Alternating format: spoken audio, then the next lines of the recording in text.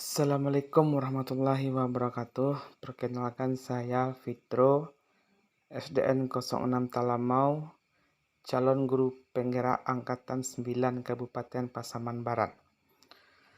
Modul 1, Pemikiran Filosofi Ki Hajar Dewantara. Intisari pemikiran pendidikan Ki Hajar Dewantara.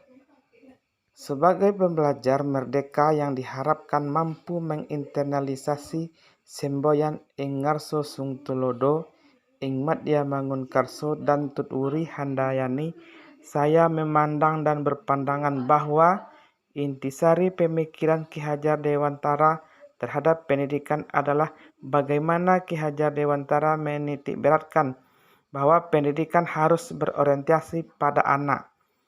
Pendidikan harus berpihak pada anak. Pendidikan yang menurut Ki Hajar Dewantara tidak lain adanya upaya menghambat diri pada anak. Sebentar kita tilik bagaimana potret pendidikan Indonesia pada masa kolonialisme, yang mana pada saat itu potret anak bangsa dipaksa untuk menjadi orang bodoh tanpa diberikan akses pendidikan, terkecuali hanya untuk kepentingan kolonialisme dan kapitalisme saat itu. Orang-orang hanya boleh belajar membaca, menulis, dan berhitung hanya untuk mendukung kepentingan tuan-tuan dan majikan-majikan mereka, bukan karena untuk mensejahterakan kehidupan kita sebagai bangsa yang terjajah. Bahkan fase kedua setelah itu, pendidikan diperuntukkan hanya untuk mereka yang memiliki modal. Pendidikan hanya terbatas pada anak-anak pejabat.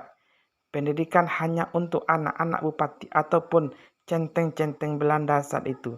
Hingga akhirnya Raden Mas Suryadi Suryaningrat membuka akses pendidikan selebar-lebarnya bagi seluruh kalangan untuk melek belajar membaca, menulis, dan berhitung dengan didirikannya Taman Siswa di Yogyakarta.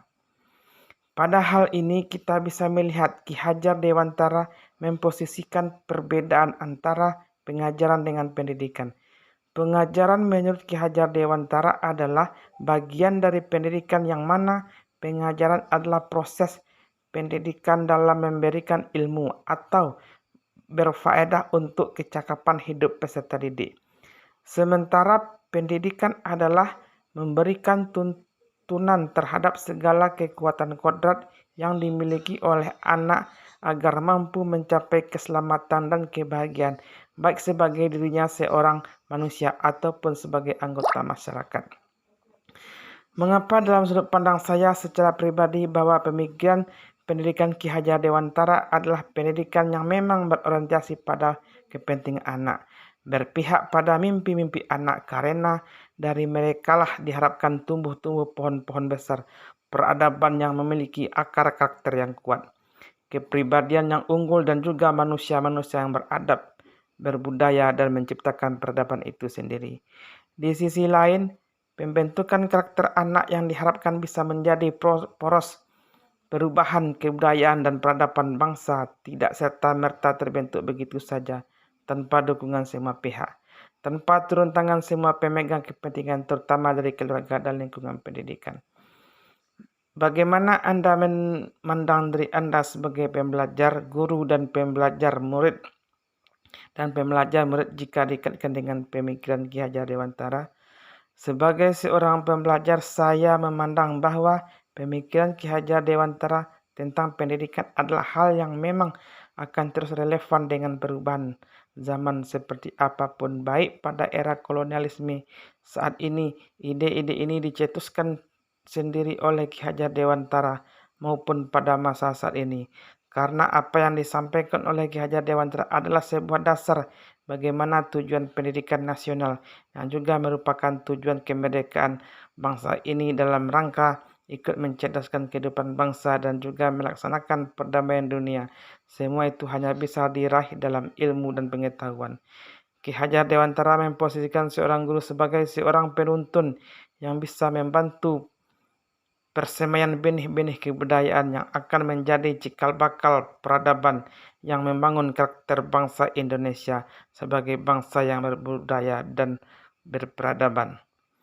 Sedangkan sebagai pendidik atau murid, saya memandang Konsep yang disampaikan oleh Ki Hajar Dewantara adalah konsep yang memang mengupayakan pendidikan untuk memanusiakan manusia. Pendidikan yang berpihak pada anak, berorientasi pada kepentingan anak, dan tentunya memandang anak-anak bukan lagi sebagai objek tapi sebagai subjek. Dan peran utama dalam pendidikan hal ini tentu membahagiakan, karena ketika kepentingan-kepentingan anak diakomodir dalam pendidikan, ruang-ruang belajar, kita bisa tumbuh kembang sesuai dengan kodrat kita masing-masing, tanpa harus dipaksa seragam. Sama dengan begitu banyak keragaman yang sejatinya itu adalah sebuah keniscayaan dan menjadi kekuatan tersendiri bagi pembentukan kebudayaan dan peradaban bangsa. Terima kasih.